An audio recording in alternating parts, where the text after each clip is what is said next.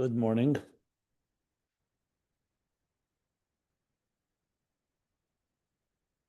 And a good Erev Shabbos, Parsha Lech Lecha.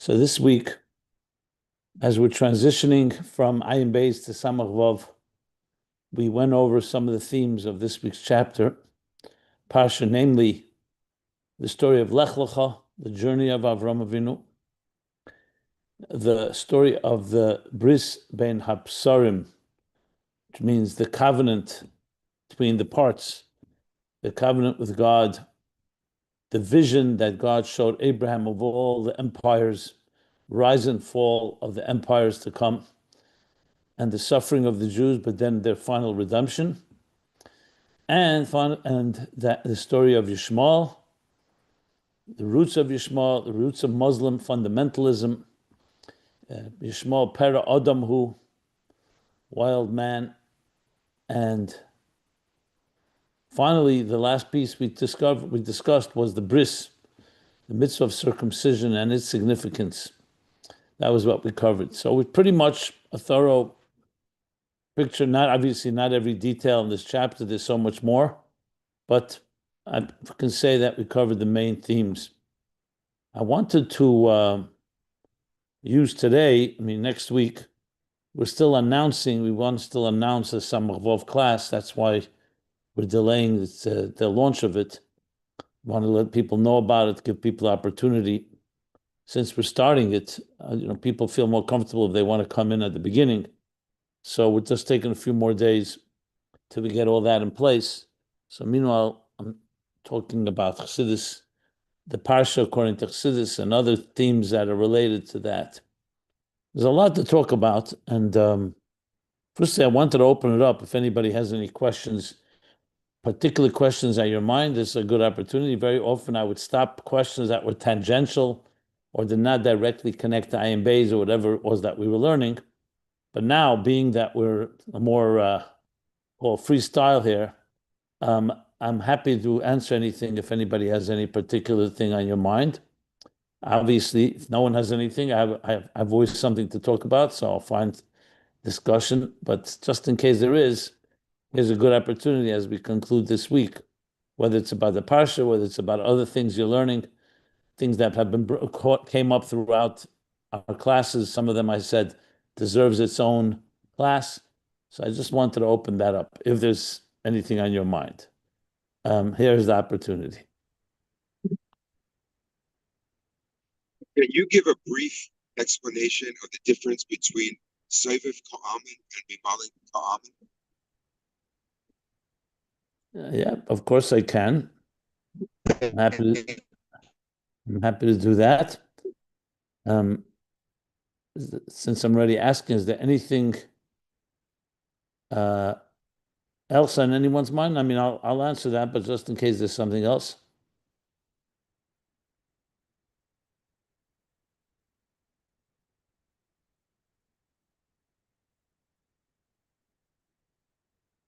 Okay. That's interesting. All of you, no one has anything important on their minds? Okay. Excuse me, but what lessons do we learn from the recent nor'easter that just happened? The recent what? I'm sorry. Nor'easter, like that big storm we had. Oh, okay. Yeah. So what lessons can we learn? Okay. So let me first answer the first question, then we'll address the nor'easter. Was it connected, by the way, to the hurricane? Down I in the south? don't think so. Okay. Good. So as I have discussed a number of times as we learned Ayin Beis, and we're going to learn in Samach Vav as well, that in general, Chassidus, when it talks about the cosmic order, the Seder Shtalshlus, it speaks about it in many different structures. There's the 10 spheres, there's the 3-4 worlds, and then there's also the general structure that we hear, Mamalak Almin, Sevev Kalaman, and Atzmos. These are, of course, terms from the Zohar, from Kabbalah, but in Chassidus it plays a central role in understanding the entire picture. And in the language of Kabbalah a little more, and the way Ayin Beis put it, Mamal Kalaman is the 10 spheres. They're called spheres pnimim. In the human being, they reflect in the koiches pnimim, the internal and integrated faculties, of which we have 10. These are the conscious faculties. Each one has their location. Each one has their position, their role to play, whether it's Chachma, Bina, Das, Chesed, Gvura, Tiferes, Netzach, Chayid, Yesod, Malchus. Then there's Keser. Keser is a Makif, not a Pnimi. Makif is another name for Sevev Kalaman. So Keser, like a crown, lies above the head, the physical crown. And as we learned in the beginning of Ayin Beis, there are actually 3 meanings in the word Keser. But all of them are on the level of Makif. Ultimately, 3 levels in Makifim. Sevev Kalaman. And then there's, of course, we talk about God himself. He's neither of the two. He's higher than both. So that would be called the Etzem. In Tanya, just for the record, in chapter 3, when he begins to talk about the faculties, the divine faculties of the divine soul, he says the contemplation that a person has about godliness, he says 3 expressions. B'mala Kalaman, Sevev Kalaman, and Kula Kamei Kala Chashiv. So there again, you see the reuse of these 3 terms and these 3 levels. Now you may recall in Ayin Beis, the central theme was interface. So essentially, these are 3 elements in the cosmic order that God put into place, not because he needed it, but because he wanted to create a relationship with us. So we should understand the process of how he creates, and also have the stepping stones to retrace the steps so we can unite, integrate. That's what an interface is all about. I often use the example of stepping stones or the rungs on a ladder. So Mamala Kalaman is the divine energy that relates to us. It's customized, it's tailored. In other language, it's the Kav. The Kav is a thin ray of light. It's not Ein Sof, as in without any parameters or any structure at all. Here there's a structure. And that ray of light, think of it like a laser beam, is directing the divine energy to create every one of the diverse elements and the multitudes of the cosmic order of everything in existence. So Mamala Kalaman, another name for that, is also like Shem Elikim.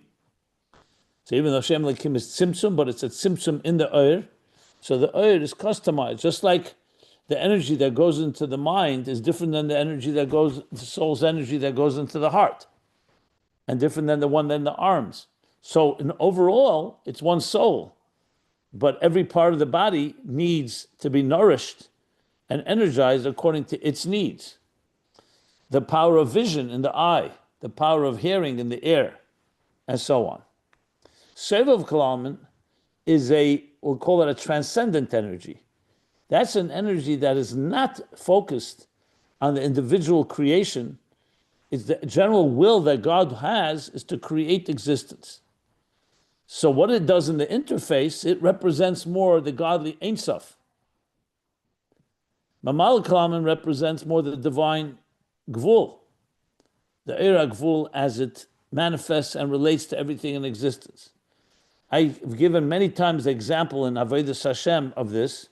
Every time we do a mitzvah, we combine Mamala Kalaman and Sevev Kalaman, or Sevev and Mamala. That is the concept that we say in the blessing on the prayer. Any blessing on any mitzvah, we say, Baruch atah Hashem Elokeinu melech haolam. There already you have the combination, Hashem Elokeinu melech haolam. Hashem is Sevav, Elokeinu Melech Haolam is Mamala. But then you go on and say, Asher Kedishanu b'mitzvaysav v'tzivanu, who sanctified us and commanded us with his mitzvahs. That's still a makif. It doesn't say which mitzvah. And then you say, Al atifas talis, I'm wrapping in a talis. I'll film, I'm putting on tefillin. Al achilas matzah, al tkiya shefer, lahadlik ner Shabbos Kodesh. The second half, the end of the blessing, is specific to that particular mitzvah. That's mamala kalam. Or the shorter version of blessings, let's say we make on the foods. Laniach tefillin, I should have said. I said anachas tefillin. Right. The best blessing you make on food, you say Baruch atah Hashem Elokeinu melech haolam. Again, very general. And then you say Baruch priya gofen, one who created the fruit of the vine. Baruch priya eitz, the fruit of the tree. Baruch priya adama, the fruit of the earth. Baruch mina mizenis, anything made of grains and so on, that's not bread. Ameitzi lechem min haaretz, hakol niyeh b'dvarei. So you have the sevav and the mamala, what we call in Chassidus, and we learned it in the more closer to the end of Ayin Beis, yichud kudshabrichu v'shchinte. Kudshabrichu is sevav, HaKadosh Baruch Hu. HaKadosh is removed, Kadosh, and moved separate, like sevav kalaman. And Shechina is God manifest, Shechenes mislabeshes, like v'shachanti b'seichem, that he resides, it dwells among us. Again, the combination of the two. Throughout Judaism, you'll find it everywhere, makif and pnimi, sevav and mamala, because you want to join the divine Ein Sof, but you want it to be also on our terms. So you have the sevav part that represents more the divine unlimited energy, that's why it's sevav, like the Alter Rebbe says in chapter 48 in Tanya. It doesn't mean it surrounds, it means it's beyond. And mamala is the energy within. So that is a general overview. And then comes the third level, atzmus, which unites both of them completely, as we learned and discussed at length. For example, sukkahs. When we sit in a sukkah, that's a makif. The sukkah surrounds us. When we take the lulav and the esrog, the four species, that's a primi. We take it to our lekachtem lechem. We take it to our hearts. A talis is a makif. The tzitzis is more pnimi. And on, you'll find that in every mitzvah, in every part of Judaism, this combination of these two forces. In some, it's the joining and integration of the transcendence of sevav with an immanence of mamala. So you have a combination of both that which is beyond, but is also internalized and integrated. And that's achieved through the third, through etzem, the atzmus, that is able to join seamlessly these two. So I hope that was helpful. And if there's further questions, I'm happy to answer them. Again, I just was using this opportunity. If anybody has any questions, often I say, let's focus on what we're learning and not just go off on any tangent. But here I thought, since it's the end of the week and we covered most of Lech Lecha, I would take some questions, and I just answered one that came about Sevav and Mal. There's another one about the nor'easter, which I'll address, but firstly, I want to make sure that this is clear and there's no follow-up question, or there is a follow-up question, please. Okay? Good. As far as what you asked me about, everything is divine providence. So you asked me about the weather. Yesterday there was a nor'easter, yes. Strong rain that fell here in the East Coast. I'm not sure in all the cities, but New York for sure. The Baal Shem Tov says everything we see and hear is a lesson in life. This, of course, includes even the twisting of a leaf in the wind. The blowing of a leaf in the wind, that's the example the Baal Shem Tov says, is also very precise and very intentional with a plan. So everything has a lesson in life. And what we call Hashgacha Prat is divine providence. But as I said, the Baal Shem Tov goes even further, not just divine providence, but it's a lesson to us. So the lesson means that it could be divine providence and it remains concealed from us what the providence is.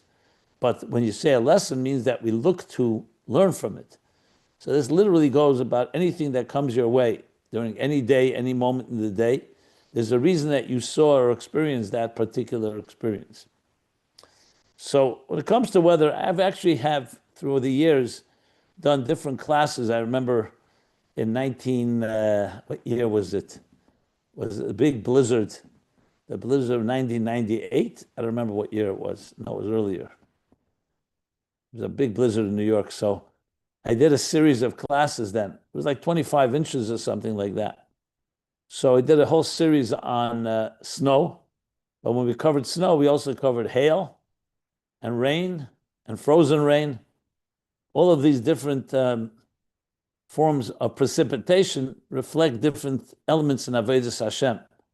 It's actually recorded, so you can probably find it in our archives, especially with AI nowadays. So, and this is true across the board, whether it's a heat wave or very cold weather or torrential rains. I mean, the few things that come to mind when I think about it. So firstly, rain in general is a great blessing. What would life be without rain? We would not be able to live. We would have droughts and famines, God forbid. So rain is a necessity. And it's just fascinating, the process, which is talked about in the Sefer Bereshis, Eid Yalim in Haaretz, that a vapor rose from the earth, which is essentially rain comes from the clouds that accumulate from the vapor that rises from the seas, from the oceans. And when it accumulates to the point that it so-called erupts, explodes, then you have rain. Now, storms, of course, are always more aggressive, but it's essentially the same idea. So on one hand, you can say a heavy rainpour would be great blessings. If a little rain is blessing, great rain is. When I was in California for Sukkot, so it rarely rains in Southern California, especially during September. And we had, right before Shmini Atzeres, we had such a pouring rain there. It reminded me yesterday of yesterday's rain. Not quite as much as yesterday here in New York, but it was also quite intense. Right before we say the blessing for Geshem, Shmini Atzeres, which is a blessing for rain.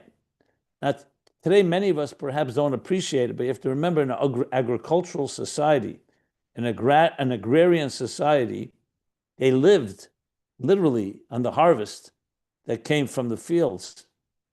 And if there was no rain, it was considered a curse. It was considered a terrible misfortune because it could cause a drought and a famine, and people didn't have what to eat.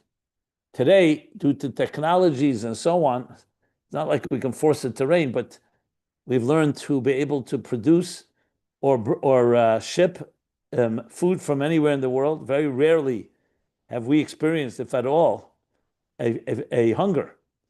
My father used to tell me that back in the former Soviet Union, it was common. I don't even want to repeat some of the things he shared, but there were people died in the streets from hunger. You know, for us, it sounds almost fantastical, such a thing. But the fact is, it did happen, and not many years ago. We're talking less than 100 years ago. Now, of course, in Nazi Europe, there it was quite deliberate. The truth is, the Soviet Union was also deliberate. Stalin literally allowed people and wanted people to die from starvation. But it's hard for us to imagine when we live in a world of such abundance, where so much food is thrown out. But especially in agricultural society, back when, before the Industrial Revolution age, so rain was literally critical. There's a whole sugya in Masechta Tainis in the Talmud that talk about droughts and famine and the prayers for rain. And that's indeed why we pray on Sukkot and especially Shmini Atzeres, when the rain of the year is designated, how much rain will fall. Now, of course, especially in a place like Israel, which is really dependent on it, because rain doesn't fall all year round. In a place like where we live here, I don't know, everywhere, I guess in more desert climates, it's different. But in a climate like where I live in New York, it rains all the time. It's not like there's a rain season per se. Yes, there's winter. There are times it rains more, it rains less, but it's pretty much balanced. But there are countries where it doesn't rain for months. Egypt, Israel, and so on. So all of that indicates that rain is a great blessing. But like I mentioned, did I mention it in this class or I mentioned in some class? Yes, I did mention Chesed and Gvura. Rain is called Gvura's Geshamim because to balance out rain is a great blessing, Chesed. But if it comes down like a flood, like we learned in last week's chapter, it's destructive. You see, if water comes down like a flood, it can actually destroy the fields. It has to come down in raindrops.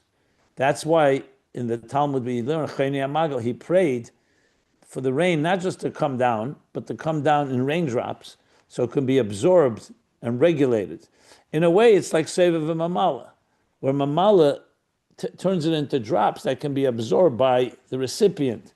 Like a teacher who's teaching an idea, but he's tailoring it and spoon feeding it to the students in a way that they can absorb it before the next drop comes. So all this are just lessons we learn from every rain. When there's a torrential rain, and whether we call it a nor'easter or whatever you want to call it, I mean, there were the torrential rains now that were extremely destructive in Jamaica and down the islands, where I'm not sure where it is now, Cuba, the Bahamas, etc. So then, of course, there you see how it can become a destructive force. But obviously, it's not just the rain, it's a combination of the winds, the hurricane, and so on. So like everything in life, everything has to be with moderation, but we have to also appreciate the blessings. You know, sometimes when I see it raining and heavy winds, I think of it almost like a cosmic vacuum cleaner. You know, not in any way minimizing, God forbid, natural disasters or tragedies of great floods. But the fact of the matter is, human beings didn't live there in those regions. Hurricanes and floods are all part, and tsunamis are all part of maintaining the balance of the world. If you didn't have them, we would not have a proper balance. So in a way, it's like, think of it like a cosmic cleanser that washes out, and the winds are like a vacuum cleaner that like clean out the earth from time to time. The thing is, we've come to populate every part of this earth, even places that were naturally not populatable. I don't know if you've ever done any study, but there are a lot of places that are major population centers today that on its own, naturally, was not a place that was hospitable to human beings. Either it was extreme deserts, I'm talking about places in Arizona or California, or places that were very dangerous because they were on fault lines, so prone to earthquakes, volcanoes. I mean, Hawaii itself is a product of volcanoes. So on one hand, these are beautiful, beautiful parts of the world, perhaps precisely because they were formed by natural events, meaning, I mean nature, whether it's rains or hurricanes or tsunamis or earthquakes or volcanoes and so on. But on the other hand, when human beings live there and they are in the path of some of these natural, what we call natural disasters, that's when it becomes a disaster. A number of years ago, I think it was called Hurricane Francis. So I wrote an article called An Interview with Francis. It was like a figurative, imaginary conversation between myself and the hurricane, because it wreaked a lot of damage then. There were deaths, and there was a tremendous amount of damage done to property and so on. So I did an interview with Francis. If you're interested, check it out. So this is some of my thoughts and comments when you ask me about the rains that fell here, including about the storms and the hurricane season now. Is a hurricane season. It's approximately usually between October and I believe November, October through December maybe, usually in the south, meaning south, the southern tip in the Caribbean, or Caribbean, the two ways you pronounce it. Being someone that have a little interest in these natural events, so studying the process, it all actually begins in the ocean tides between Africa and the United States. That's where all these storms are formed. So when they begin to develop, they start developing off the coast, as I said, mostly in the Caribbean. But it doesn't start in the Caribbean. It starts more in the Atlantic, more to the, I would say to the east, going toward Africa. And that's due to the different weather patterns and the winds and so on, all part of God's mysterious plan of how he keeps balance in this world. And it's just fascinating to see how the oceans, the temperature, the pressure systems all develop, and they turn into what we see as what we call hurricanes or rains or floods or tsunamis. Tsunamis, just for the record, are mostly actually in the other part of the world, more in Asia than in this part of the world. And there's reasons for that too, due to there's certain conditions that allow for that. Same thing like typhoons are in the east, Far East rather. And but it's not here a place to go into all the weather patterns and their lessons. Since you asked the question, I addressed that as well. Okay. So this is Thank you turning so into much. That more was of a very helpful answer. a random conversation on different elements and the lessons we learn from them. Sorry? Sorry, I didn't realize you were still talking earlier, but thank you so much. That was a very helpful answer. Thank you. Thank you. Okay. Are there any other questions that's on your mind? This is a good opportunity. Like I said, once we're learning a text, I like to stick a focus on that. But here, since, as I said, I covered a lot of Parsha Lech Lecha, I decided let's just open it up and see what is on your minds. So anything that anybody wants to ask or comment or like to me to address, there are many questions I've always said deserve its own discussion. So now is a good opportunity as we transition, as I said, from Ayin Beis to Samach Vav. Yeah. Anybody? Okay. There are times that the questions don't stop coming, and now everybody's pretty quiet. Fine. Fine with me.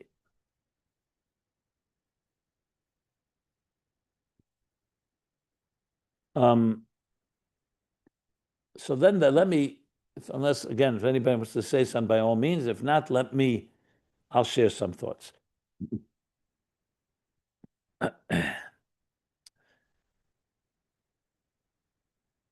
Being that it's Parsha Lech Lecha, so there's a mimer from the Rebbe Rashab called the Fruma Lech Lecha. That's what the Chassidim called it.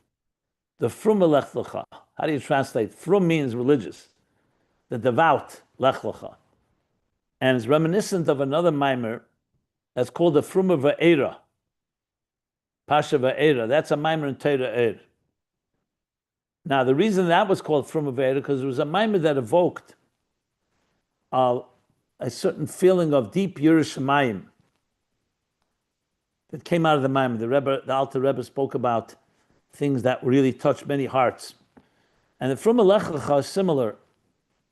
So it's not in Hemshech Samach Vav, even though Samach Vav there are Maimarim Lech Lecha, as I mentioned earlier in the week. But there's the thing called the Fruma Lech Lecha.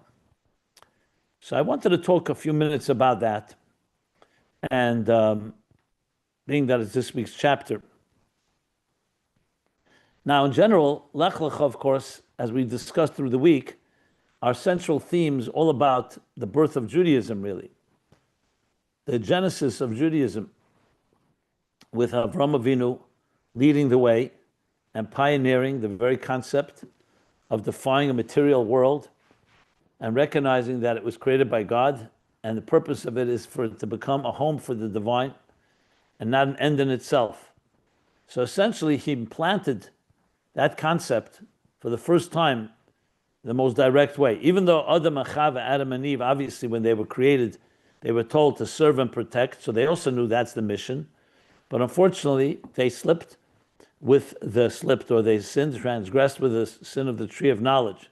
But Avram is the first to actually embrace it from the bottom up, as we discussed at length. So if you really want the story of Yerushalayim, of Frumkeit, if you real or true religiosity, you have to look at the story of Avram Avinu. Because like we discussed, on one hand, he came to embrace God, which is a big statement. Because all of us gravitate towards self-interest. We gravitate toward our own interests. And here's a man that recognized that your interest, as important as it is secondary to what God wants of you in this world. You were put here. You were sent on a mission. And that should be the driving force. And that actually should be your best interest as well. But that's a discipline that requires a lot of work. And this is what Avram Avinu was so unique about, Echad Hoya Avram, that he pioneered and embraced that attitude to life. So if you want a real definition, if someone says, what does it mean to be frum? People ask that question. So I never liked that word. Because to me, I grew up with the word frumkeit was actually ultimately became, for me, a very sore point. Because I saw it as being dogmatic, judgmental, condescending, everything that was frankly repulsive. It was like this person is very frum. Till I came to discover that that's not what frumkeit is. Real frumkeit is a God-fearing and a God-revering human being who thinks about others before they think about themselves, and don't allow religion to become another selfish, arrogant exercise. You know, this great tragedy that just happened where a boy, what should we say, threw himself to his death. That itself is a terrible tragedy. But you know, it happened during a demonstration that, even though it's not a good time ever to speak negatively about Jews, but I found the demonstration itself to be quite obscene and abhorrent, if you asked me. Here we have 1,200 people were massacred 2 years ago, October 7th. You have hostages. You have soldiers on the front lines sacrificing their lives, literally, to protect all men, women, and children, including the Haredim that were marching. And here, the only time they find an opportunity to demonstrate in mass is because they don't want to be drafted. I mean, I find that to be quite... The issue of draft itself we can discuss. I'm not going to go into it right now. Should they be? Should they not be? Should it be at people's volition? Are they, what they're doing, is it as important as the soldiers fighting in the military? Are they waking up 4 o'clock in the morning like the soldiers are and studying Milchama of Torah, just like David HaMelech did when Yoav, his commander-in-chief, went to war, or Moshe Rabbeinu did when he lifted his hands to God, where Joshua was fighting the war against Amalek? That's a discussion of its own. But to that insensitivity, I mean, honestly, if I didn't know better, that alone is a good reason to become anti-Semitic. And you can see why there's so much hate. I'm not now trying to justify the secular despise of the religious, but it definitely feeds it. So I wanted to say something about Yiddishkeit and about Lech Lecha and the Fruma Lech Lecha and Avram Avinu. I gave a talk once to a group of, you can say, ultra-Orthodox. Again, I hate these labels because they have all types of stereotypes and all things that are distortions. Very Haredim type, very, very pious Jews. And I asked them a question. Now, they respected me because, firstly, my own credentials, where I come from, being a Chayzer Maniach, not Chabad people, being a Chayzer Maniach of Lubavitch Rebbe. No, and they saw me, they respected me as a scholar. I wasn't coming from the outside with all the skepticism. But I challenged them very heavily. And I said to them, can any of you tell me what is the most important mitzvah of all in the Torah? I have to report, sadly, the focus more was on things that had nothing to do with the most important mitzvah of all. Like when you ask someone, are you a kanoi means a zealot, an extremist, if you wish, a passionate, pious extremist. Generally speaking, where do you express kanois? Where do you see someone being a zealot? So I remember a fellow who came to see me. He was from Yerushalayim, from Mea Sharim, and he was dressed what we call all the Shemona Begadim, all the 8 garments of the Kohen Gadol, almost. Dressed in the full garb, Chassidic garb. He wanted me to introduce him to a wealthy man in New York City because he was raising money for a mikveh in Mea Sharim. And he told me, I'm a Haredi and a Kanoi. He gave me his credentials, his resume. And I asked him, what are you a Kanoi in? What are your... So he looked at me like very strangely. What kind of question is that? I said, what? Like what? How does that express itself? Long payas? The garments you wear? No, what does it express itself in? And the question itself was, as I said, to him, surprising. So I said to him the same question: what is the biggest mitzvah of all? It shouldn't surprise you that he, as well as that group that I mentioned, came up with all kinds of things, to them extremely important. There was even one person who raised his hand in the group and said the biggest thing today is to be an anti-Zionist, because that's what he heard from his Rebbe, the Satmar Rebbe. And that's what he thinks is the biggest mitzvah. Anyway, it didn't take me long to tell them that in the Torah tells us which is the biggest mitzvah. We don't need to speculate. It's not up for opinion. The Torah says, "V'ahavta l'recha kamocha," love your fellow as yourself. Zeh klal gadol b'Torah Rabbi Akiva, kula aliba de Rabbi Akiva, the great Rabbi Akiva. The whole Talmud goes according to Rabbi Akiva. The great students he had, says that's the klal gadol b'Torah. Doesn't say it on any other mitzvah. Hillel in the Gemara in Shabbos, that is in Teres Kayanim, in Vayikra, and the Pasuk in Kedoshim. In Shabbos, Daf Lamed, it says the following: when the famous story of the potential convert coming to Hillel and asked him to teach him the entire Torah standing on one foot, Hillel says, "Ma da'olach sani lechavercha le'savid. V'idach pirusha zil gemer. V'idach pirusha zil gemer. What you don't want, what you dislike to be done to you, don't do unto others. Or don't do unto others that which you dislike being done to you. And for the rest of the Torah, idach pirusha zil gemer, the rest is commentary. The rest of Torah is commentary on that. Zil gemer, go study. That's standing on one foot. Kol ha'Torah kula. That's kol ha'Torah kula. Essentially echoing what Rabbi Akiva said in different language, but the same idea. So here's this thing. In Tanya, chapter 32, where he talks about Avis Yisrael. Chapter 32 is, of course, Lev. Chapter called Lev, heart. Or you can pronounce it love. It's all about love and heart. Avis Yisrael. The Alter Rebbe, in very short, suggests a question. He doesn't really ask it and answer it, but when you read it, you see he's answering a question. Here's the question.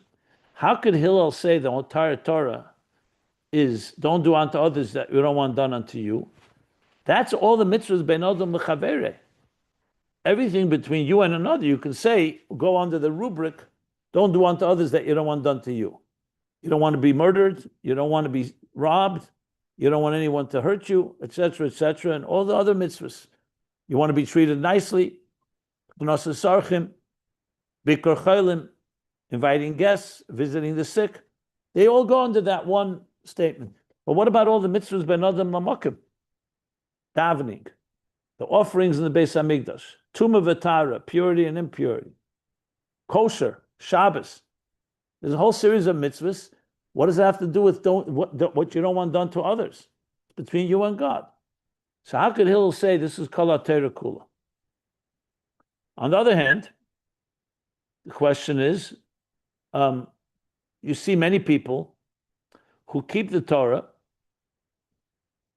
and they don't necessarily love people. They do things to others that they don't want done to themselves, even though they're shemer Torah mitzvahs. And on the other hand, you have people who don't keep Torah mitzvahs, at least in a revealed way, and they're very loving and kind people. So though Hillel's statement is so beautiful, it begs explanation to understand what does he really mean. So the Alter Rebbe, in one few lines, short 1, 2, 3 lines, in one, you can say, sweeps away all these questions by explaining what the essence of love is, Ava, Avis Yisrael, V'ahavta l'recha kamocha, and what is the essence of Torah? Because he's saying it's the entire Torah. And he says basically like this: you cannot love someone unless you have a transcendence of nefesh over the guf,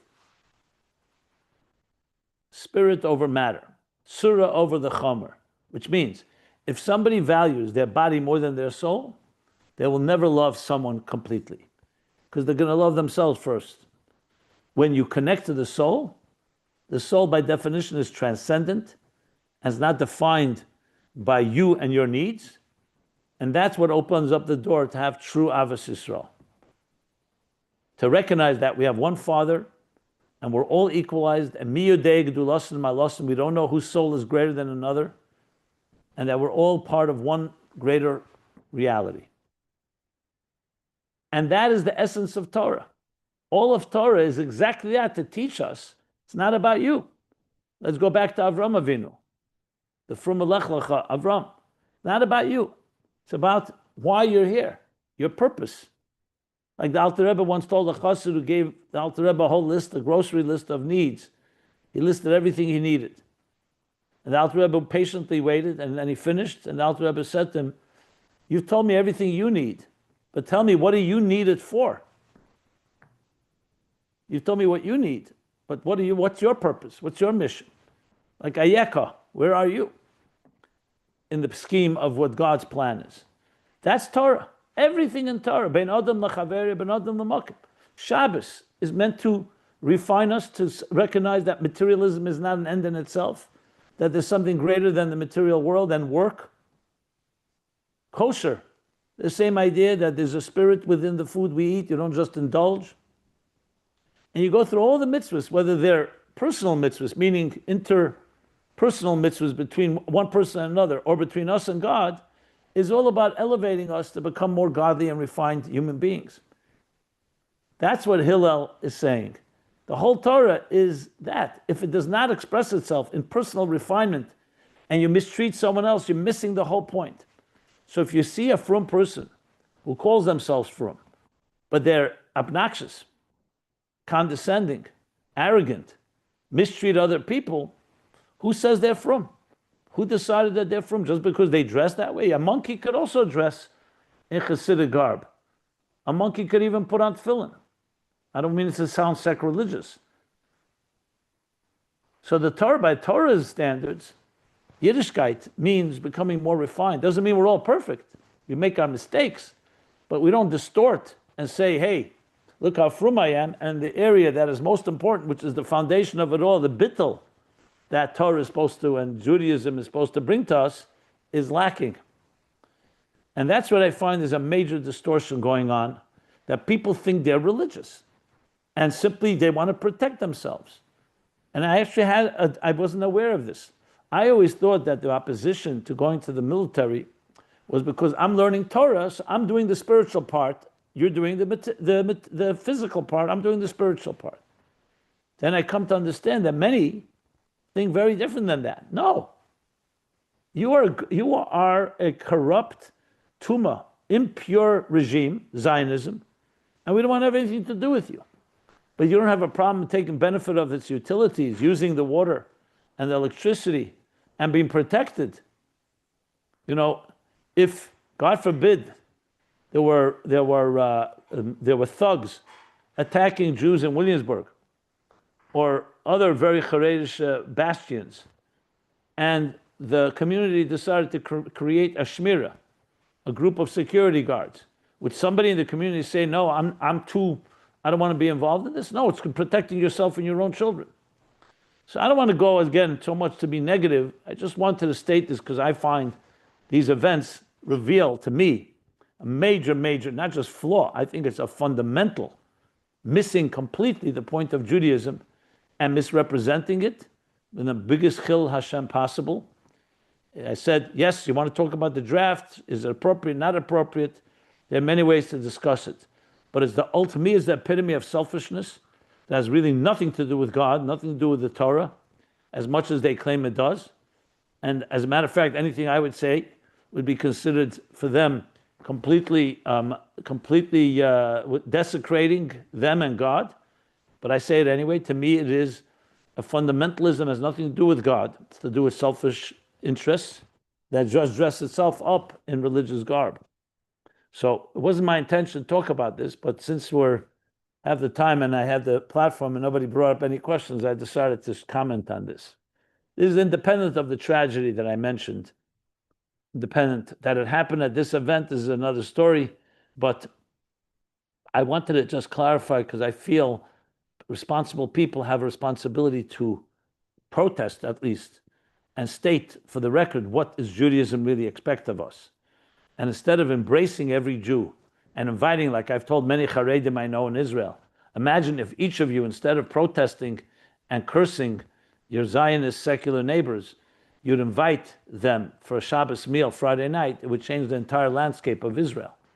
When I suggest that, often people chuckle and they say it's not going to happen. I said, why not?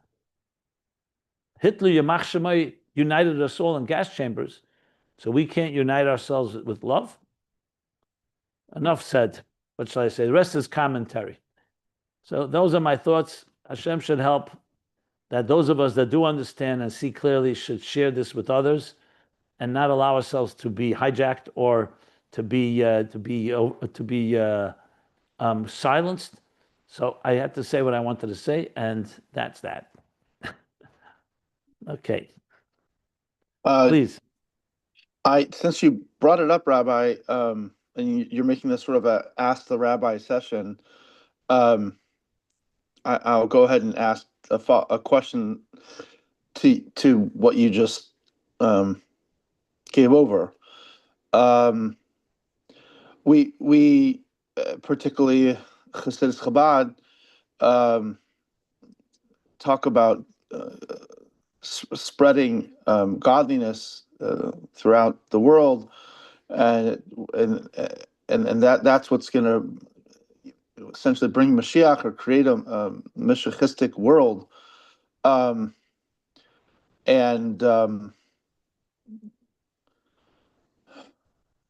that if you observe the state of the Jewish people at this time, we have a lot of pirud, a lot of separation and animosity and polarization, and just what you're talking about, and also behavior that's not really so firm, despite the seemingly ultra-Orthodox being supposedly the firmest, not behaving godly, but just according to their self-interest, just politics. What's your question? My question is, it seems like the Geula is still very, very far away, and the Rebbe said that we're on the heels of it. We satisfied all the requirements have been met, and he's going to come imminently in this generation, and it's hard. It's hard to understand. It doesn't mean I don't believe it. It doesn't mean I don't try to make it happen. It doesn't mean I don't. Okay, so let me answer very directly. How can it be not just in Israel, but throughout the Jewish world? We are so at odds with each other. The Jewish people, we don't behave as a collective, we don't behave in a godly way. We don't get along. It's hard to imagine how Mashiach can come. It doesn't mean I don't believe it. The question is very clear. Everyone has the same question. So here's since the Rebbe spoke about it. I don't know if you ever looked it up. The Rebbe himself addressed this question a number of times. Are you aware of that? I know he says he's coming, but I don't know how. But he addressed this question that you just asked many times. Well, I know there's two ways he can come through, but go ahead. Not like you. I know about 0.1%. Go ahead. Okay. My point is that this question, as you can imagine, you're not the only one that asked this question. And the Rebbe himself, who speaks about the imminent Geula, discusses as well quite a number of times. Just one to point out, Purim Tavshim Mem Zayin would be one example, the last talk there, but many others. And so the bottom line is this. First of all, what you and I see, our myopic vision of the immediate, has to be put into context. We know that the second temple was destroyed because of divisiveness. So divisiveness was not born in the 21st or 20th century. To compare divisiveness from then to today is a study of its own. So just to make a statement that we are more divided than ever, I'm not saying you said exactly that, but let's make it clear it's not necessarily the case. There's also tremendous love and tremendous chesed and tremendous beautiful things out there. Yes, when you zoom in on the negative, there's negative. We'll talk about that in a moment. So let's first contextualize everything. You have to look at it all in the bigger picture. The bigger picture, the Jewish people never had freedoms like we have today. We never had technology. We never had advances in so many areas, which, again, I'm not going to go now discuss at length the case why we're at the threshold of Geula. That's been discussed and written and so on. I'll talk about, but what about the negative stuff? So even self-proclaimed atheists like Steven Pinker and others have documented in their books that the trajectory of violence, of war, of bloodshed is literally like this. If you look at history, this doesn't mean that we don't have an October 7th, and it doesn't mean we don't have bloodthirsty murderers out there, and we shouldn't lock our doors. But when you look at the picture of history, life has become far more peaceful and far more harmonious in many, many, many ways. But still, a person dies or is murdered, it's still a tragedy. And when you look at that, everything else pales in comparison. But if you want to talk about the big picture, you have to address it this way in a more, I guess I'm saying more in an academic fashion, without minimizing the pain of any loss, because even one life taken is a universe. As far as Jews go, yes, when we were oppressed, difficult times, in many ways, there was more of a brotherhood, because that's what pain does. When we become comfortable, we become apathetic, and apathy has led to assimilation and led to wandering away from the fundamentals of Jewish ideas, which result into some of the problems we have today. But here's a key thing. 2 points, and then I'm finished. Point number one is, do we have an evil force at work in life today? Like an Amalek, like a Satan, like by the Chet HaEgel, where you had real forces that oppose God? Or is it all coming from ignorance and an absence of knowledge, an absence of light? And the answer that the Rebbe makes very clear is the latter. It's not coming from a force of klippa. It's coming from a lack of learning Chassidus, a lack of neshama, a lack of really appreciating what Judaism is. So despite the fact that it causes definitely very painful consequences, but you don't have a force at work. So that is why we could be right at the threshold of Geula and have that, because it's not a force, it's really an absence of, a void. And our job is to try to bring as much light as we can until there's a tipping scale. But you don't need a miracle, because you're not dealing with a real enemy. You're dealing with simply ignorance that just dresses up like a Titanic Shenishba who grew up in a home, didn't know what Shabbos is. There are people who dress up like Chassidim and they don't know what Judaism is. They don't know what God is. And the final point is the Yusbaru v'Yislabnu, that when you see the problem, it's always healthier than when you don't. The problems in the past, the Rebbe explains, were not clear. So it was all confusion. Today, when you see it and you could talk about it, it's like the silence has been broken. So though the problem is still there, but at least awarenesses have the cure. So the discussion that we're having is itself part of the healing, and the fact that right before Mashiach comes, yes, there will be an exposure of we'll call it the toxins and the spiritual bacteria that was hidden up to that point.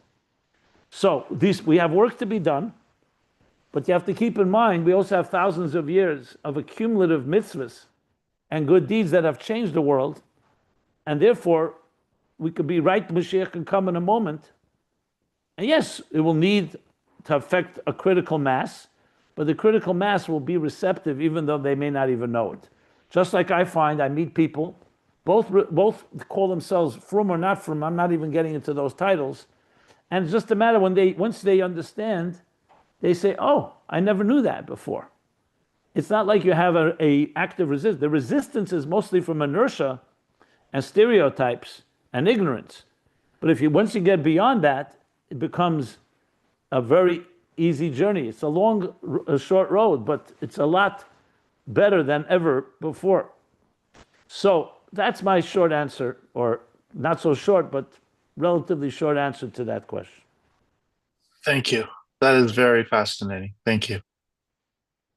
Yeah, a lot more to be said. I'm not by no means exhausting the topic. It's a very important topic that you brought up, and I'm glad you did. It's very important to discuss. But trust me, it's still difficult. I mean, as you probably know, I deal with very painful situations, dealing with divorces, abuse of the worst sort. See it with my own eyes. At the same time, I firmly believe we are on the threshold. I see people nebach. They became their lives became so dark, and they're accountable. But at the same time, it is a paradox in some ways. But we'll talk about it more. Now is a little late. I have to do a few things before we, today.